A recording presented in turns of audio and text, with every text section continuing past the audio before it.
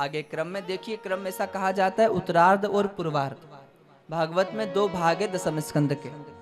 उत्तरार्ध में कंसवत की कथा है और पूर्वार्ध में रुक्मणी मंगल, ब्याह और साथ में सुदामा जी महाराज की कथा को भी गाया जाता है। सुदामा जी महाराज बताइए गरीब थे कि महाराज धनवान थे? क्या सुदामा जी गरीब थे?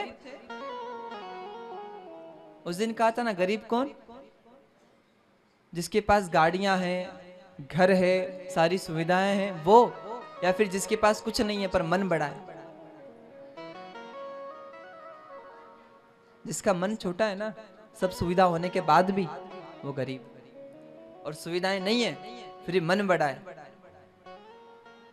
कहो राधे राधे। एक बार तो तालियां उन माताजी के लिए बजाइए महाराज, जो माताजी रोज यहाँ गौशाला के बाहर ठेला गाड़ी लगाकर केलों का विक्रय करती है, और बाद में महाराज रोज सुबह कथा शुरू नहीं होती उसके पहले पूरा प्रसाद केले का यहाँ लाके रखती है और सबको प्रसाद बंटवाती है महाराज। वो ये नहीं देखा जाता है कि कैसी स्थिति में है, पर उनका मन बड़ा है। अब विचार करिए, भगवान कृष्ण कौन थे? भगवान थे, 56 करोड़ यादवों के राजा थे, स्वर्ण नगरी द्वारिका के सम्राट थे, और 16,108 रानियों के पति थे। कोई कमी थी इनके पास? सुदामा जी इनके पास गए, इनको खिलाकर आए हैं, इनके घर खाकर नहीं आए। जो 56 करोड़ यादवों का राजा है उसको खिला के आया है, उसके घर खाकर नहीं आया। तो गरीब हो सकता है सुदामा? जिसके बच्चे भूखे हैं, श्रीमती महाराज भूखी है, खुद भूखा है, पर फिर भी उनको खिलाकर आया है खुद ने। ये सुदामा। जिन लोगों का मन बड़ा होता है वो अमीर माने जाते हैं। संत कहते हैं, श्रीमद् भागवत का क्रम कहता है, हमारे यहाँ एकादशी 15 दिन में एक बार आती है, इनके यहाँ रोज हो जाती है। सुदामा के यहाँ रोज एकादशी। बच्चों को भूख लगती, श्रीमती का नाम क्या है? सुशीला, सुशील। सुदामा, क्या धन्य सुशीला माता। एकादशी होती है घर में रोज। बच्चे रोते हैं, और जब बच्चे रोते हैं कहते हैं माँ भूख लगी है, तो सुशीला माता आंगन में जाती, कंकर उठाकर लाती है। क्या? चूल्हा जलाती है, भगोना रखती है, जल रखती है उसमें, और वो कंकर डालती है। बच्चे कह रहे रोते माँ भूख लगी है, तो माँ कहती देखो भोजन बन तो रहा है, ये बन जाएगा, ये कंकर ये बन जाएगा, तुम्हें थाली में परस दिया जाएगा। रात भर बच्चे प्रतीक्षा करते कि भोजन बन जाएगा तो हमें मिल जाएगा। ना तो वो कंकर पकता, ना बच्चों की भूख मिटती। महाराज, जिसने गरीबी देखी है उसको पता होता है कि गरीबी क्या होती है। संत कहते हैं, श्रीमद् भागवत कथा का क्रम कहता है, फिर भी सुदामा जी महाराज के मन में कोई भी ऐसा भाव नहीं है जो भगवान से विपरीत हो। सुदामा शाम को प्रतिदिन कृष्ण की बातें करते, कृष्ण मेरा मित्र। एक दिन सुशीला ने कहा, आपको अपने मित्र की याद नहीं आती? आपका सखा है ना कृष्ण, याद नहीं आती? सुदामा की आंखों में आंसू आ गए। सुदामा कह रहे बड़ी याद आती, खूब याद आती कि मैं जाऊं अपने सखा से मिलकर आऊं। तो सुशीला कह रही जाते क्यों नहीं हो? फिर जाओ, हो आओ एक बार। बोले मैं कैसे जाऊं, मैं तो विद्वान, मैं तो शास्त्र को जानने वाला हूं। राजा के घर जाओ तो कभी खाली हाथ मत जाओ, और आजकल के राजा के यहाँ जाओ तो बिल्कुल मत जाओ खाली हाथ। लिफाफा लेके जाओ तो ही सिग्नेचर होगा उनका, नहीं तो नेताजी सिग्नेचर करने वाले नहीं है। तो आज के राजा या पहले के राजा के पास जाओ तो खाली हाथ मत जाओ। भगवान के मंदिर जाओ तो कभी खाली हाथ मत जाओ। तीसरा कहा है कि अपने मित्र के घर जाओ तो भी खाली हाथ मत जाओ। चौथा कहा है बहन के यहाँ, छोटी बहन के यहाँ जाओ तो खाली हाथ मत जाओ। तो श्री सुदामा कहते कि वो मेरा मित्र है, बड़ी याद आती है, उसके पास मैं खाली कैसे जाऊं। दूसरा वो भगवान भी वही है, कृष्ण भगवान भी है, और तीसरा वो सम्राट राजा भी है, कैसे जाऊं खाली हाथ। क्या धर्म पत्नी महाराज, बच्चे भूखे हैं, इनके लिए कभी नहीं मांगा। आज पति जा रहे हैं कहाँ मिलने, पड़ोस में चली गई, कहा महाराज 2 मुट्ठी चावल दीजिए। ये श्रीमती, ये धर्म पत्नी, कहो राधे राधे। 2 मुट्ठी चावल मांग कर ली, कहा कि ये भेंट ले जाइए। जो भगवान की ओर भेजे वो सुशीला, द्वारिका भेजे सुदामा को वो धर्म पत्नी, वो सुशीला। बड़ा सुंदर भाव है। सुदामा जी महाराज द्वारिका पधारे, गोमती पार भगवान कृष्ण ने करवाई। स्वयं कृष्ण यहाँ पधारे थे नाव महाराज लेकर, और भगवान ने गोमती पार करवा दी। तत्पश्चात भगवान श्री कृष्ण जो रूप लेकर आए थे, पुनः भगवान यहाँ छिप जाते हैं। सर्वव्यापी परमात्मा है, तो भगवान ने इनको पार किया था। द्वारिकापुरी में गए, द्वारपालों से कहा भैया मुझे आपके सम्राट से मिलना है। द्वारपालों ने कहा महाराज आपको कुछ चाहिए मांग लो, आपको कुछ चाहिए तो हमें कह दो, महाराज से मिलके क्या करोगे? बोले मुझे मिलना है। क्यों मिलना है? क्योंकि वो मेरा सखा है, मित्र है। तो वो द्वारपाल हंस रहे, महाराज अपने आप को देखो ना, आप कहाँ हो? सम्राट हमारे कहाँ है? आपका कहीं से कहीं तक महाराज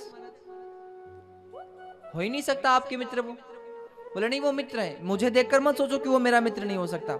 आप कृष्ण का स्वभाव याद करो, क्या कृष्ण के स्वभाव में सुदामा जैसा मित्र नहीं हो सकता? और जब सुना ब्राह्मण तो झूठ कहेगा नहीं, द्वारपालों ने ये सोचा तो सोचा कि चलो जाकर एक बार कह देते हैं। कहो राधे राधे, जोर से कहो। नींद तो नहीं आ रही? ठीक है, आज के दिन और नहीं सोना है, कल फिर एक दिन पूरा रेस्ट करना आराम से, फिर परसों से काम शुरू करना है ना। बढ़िया सुंदर आप सभी मेहमान आए हैं, सभी मेहमान लोगों के लिए भी एक बार तालियां बजाइए कि सब मेहमान दूर दूर से आए हैं, है ना। तो बड़ा सुंदर आयोजन है, बड़ा सुंदर ये परिवार है, महेश्वरी महाराज बिरला परिवार। और सुंदर भाव कहा जा रहा है, द्वारपाल भगवान श्री कृष्ण के समीप गए।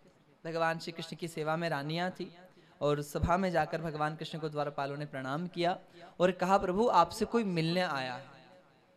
कौन आया है? बोले वो कहता है कि वो आपका मित्र है। क्या कहता है? अच्छा मेरा मित्र आया है। रथ में बैठकर आया है कि पालकी में बैठकर आया है ना? क्या सोचा? रथ में बैठकर आया है कि पालकी में बैठकर आया है कि सेना साथ लेकर आया है कि अकेला आया है, कैसा आया है? तो द्वारपाल हंसने लगा, प्रभु रथ में कहाँ आएगा? क्यों? बोले शीश पगा न जगा तन पे, न जाने कौन बसे के ही गामा। उसके तो सर पे पगड़ी ही नहीं है, तन पे कपड़ा ही नहीं है। शीश पगा न जगा तन पे, न जाने कौन बसे के ही गामा। भगवान ने पूछा कौन सी रियासत से आया है, कहां की राजधानी का राजा है जो मेरा मित्र है? तो वो द्वारपाल हंस के कह रहा है, प्रभु शीश पगा न जगा तन पे, न जाने कौन बसे के ही गामा। धोती फटी सिलटी दुबटी। जब वो समय होता है ना, बड़ा बुरा समय होता है या गरीबी का समय होता है, तो पुराने वस्त्र को सिल लिया जाता है, और कोई हो तो दूसरा वस्त्र उसमें लगा लिया जाता है, फिर उसको सिल लिया जाता है। तो कहा कि धोती जो पहनी हुई है उसमें दूसरा वस्त्र जोड़ रखा है। शीश पगा न जगा तन पे, न जाने कौन बसे के ही गामा। धोती फटी सिलटी दुबटी, पाहुन पाहन के नहीं श्यामा। आप कह रहे हो पालकी से रथ से आएगा रे, उसके तो पैरों में पहनने के लिए पाहुन पाहन के नहीं श्यामा। द्वार खड़ो द्विज दुर्बल एक। कौन है? क्षत्रिय है? तो कहा कि ब्राह्मण है। द्वार खड़ो द्विज दुर्बल एक, रहो चकुसो वसुधो भिलावा। भगवान ने कहा नाम क्या है? नाम भी तो होगा कुछ। तो बड़ा सुंदर द्वारपाल कहता है, पूछत दीन दयाल के नाम, पूछत दीन दयाल के नाम, बतावत अपनो नाम सुदामा। और जो ही कहा सुदामा, भगवान ने सुना सुदामा, सुनते ही भगवान दौड़ पड़े, भूल गए कि मैं राजा हूं। ध्यान दो, रिश्ता निभाया जाता है प्रेम से, ईगो से नहीं। आजकल क्या लोगों ईगो आगे लेके चलते हैं, मैं डॉक्टर हूं, मैं वकील हूं। प्रेम में ये सब चीजें नहीं चलती, वहां प्रेम देखा जाता है, संबंध देखा जाता है।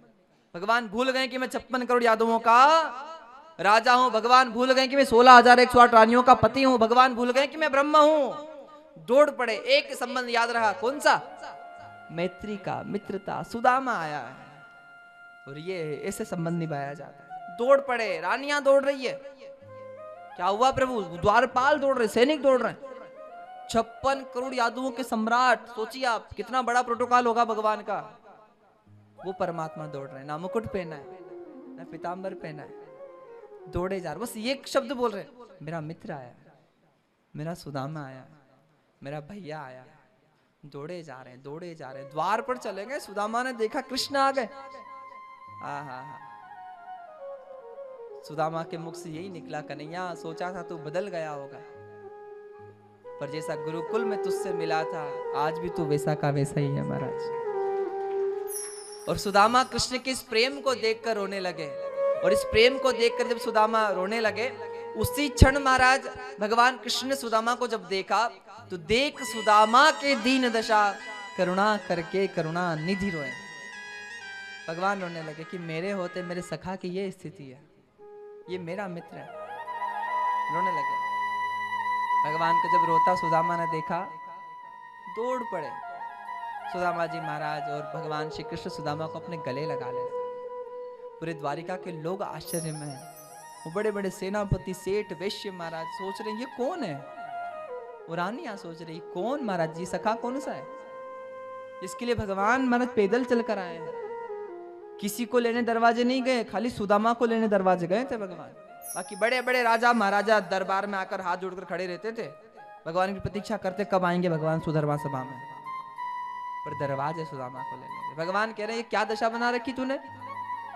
सुदामा कहते प्रभु सुख भी तेरा है, दुख भी तेरा है, सुख देकर तू दूर कर देता है और दुख देकर अपने पास बुला लेता है। इसलिए बलिहारी व दुख की तेरे पास रहने को मिले, तेरा नाम लेने को मिले। श्री कृष्ण भगवान सुदामा को बड़े सम्मान पूर्वक महल में लेके गए, जहां स्वयं बैठते थे। उस स्वर्ण सिंहासन पर जो सबसे उच्च और सबसे श्रेष्ठ पद है, उस पद पर सुदामा को बिठाया और खुद चरणों में बैठे। ये कृष्ण है। ऐसे निभाया जाता है संबंध। थोड़ा बहुत मिलने के बाद हम भूल जाते हैं, हाय हम बैठेंगे भाई, हम बड़े, इसको पास बिठाएं कि नहीं बिठाएं। बात नहीं करते लोग गरीब लोगों से, इससे बात करेंगे तो मान घट जाएगा। भगवान ने नहीं सोचा, पर नहीं, भगवान चरणों में बैठ गए। रुक्मणी से कहा मेरा सखा आया है, मैं इसके चरण प्रक्षालन करना चाहता हूँ, मेरा भैया है, दादा है। रुक्मणी दौड़ कर गई, सोने के थाल में महाराज जल भर कर लाई। कौन है, आश्चर्य में सोच रही है कौन।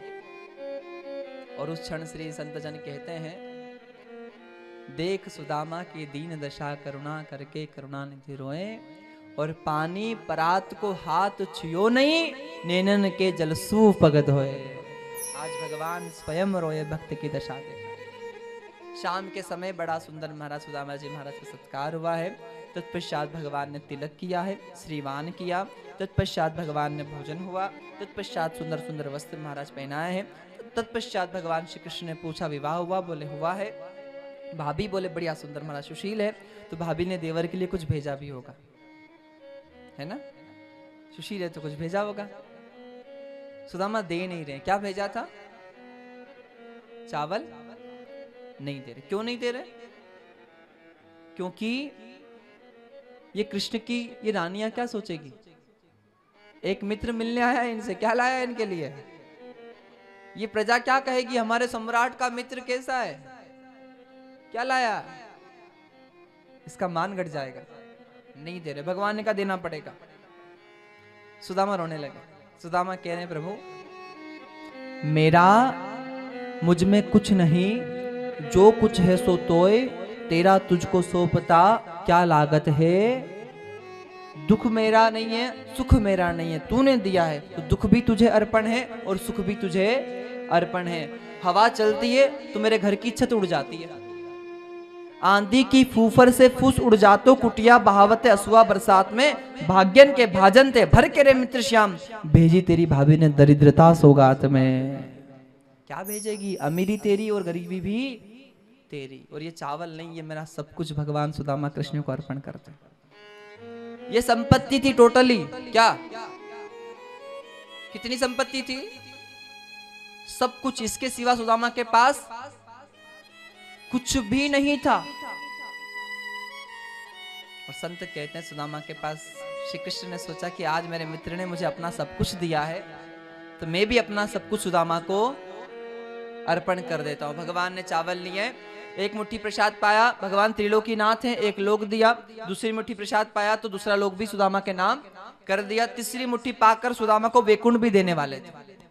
कौन सा लोक, वैकुंठ किसका है, भगवान का। और सुदामा को वैकुंठ भी उनके नाम से करने वाले थे। रुक्मणी ने सोचा कि आज कृष्ण सुदामा बन जाएंगे और सुदामा कृष्ण बन जाएगा। जितनी संपत्ति जितना यश भगवान का है सारा उनको दे देंगे सुदामा को, तो कृष्ण के बराबर सुदामा का महाराज प्रतिष्ठा हो जाएगी। और जब सुदामा को सब कुछ दे देंगे तो सुदामा की जो दशा है आज, वो दशा इधर हो जाएगी। तो तीसरा लोक देने से रुक्मणी माता रोक लेती है। दौड़ कर आई और कहा भगवान भाभी ने प्रसाद भेजा है तो सारा आप ही पाओगे, थोड़ा हम भी पाएंगे महाराज। और तीसरा लोक देने से रोक लिया महाराज। बोलो सुदामा जी महाराज की। इस प्रकार सारा महाराज वैभव दिया सुदामा को। अगले दिन का सवेरा हुआ। अगले दिन के सवेरे सुदामा जी कहते मुझे जाना है भैया। भगवान ने विदा कर दिया। विदा करने श्री कृष्ण भगवान श्री सुदामा जी महाराज को गोमती नदी के तट पर आए। कहां पर पधारे हैं? तट पर। अब सुदामा जा रहे हैं। सुदामा की आंखों में आंसू। ध्यान देना, कहो राधे राधे एक बार, जोर से कहो। अच्छा, जाते जाते भी सुदामा के मन में ये पीड़ा नहीं है कि मेरे बच्चे भूखे हैं, चिंता है। कौन सी? कृष्ण की। कृष्ण आपका अवतार धर्म की स्थापना करने के लिए हुआ है, तो हे कृष्ण आप अपना ध्यान रखिएगा, आप पर जिम्मेदारियां हैं।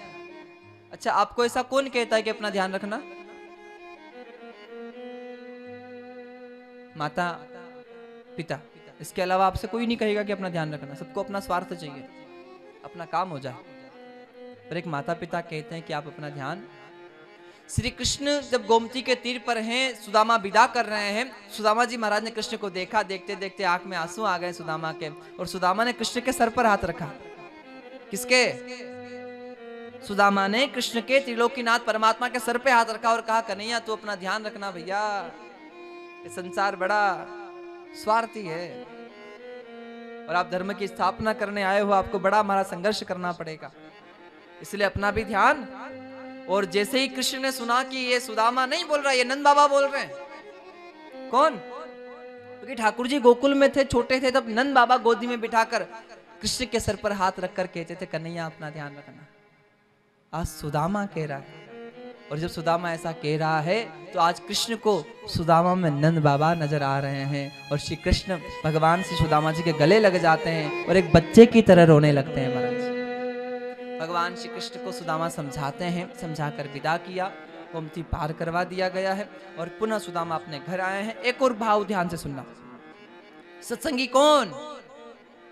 रात्रि के समय भगवान ने विश्वकर्मा जी को बुलाया, कहा जाओ सुदामा जी के यहाँ, और जहां वो रहते हैं वहां महाराज स्वर्ण महल बनवा दो। जैसा मेरा महल है वैसे सुदामा का महल होना चाहिए। सुशीला माता के पास विश्वकर्मा जी महाराज आए। कहा देवी भगवान ने भेजा है, आपका सोने का महल बना दूं क्या? सुशीला माता थी महाराज। सत्संगी कौन? सुशीला माता कहती महाराज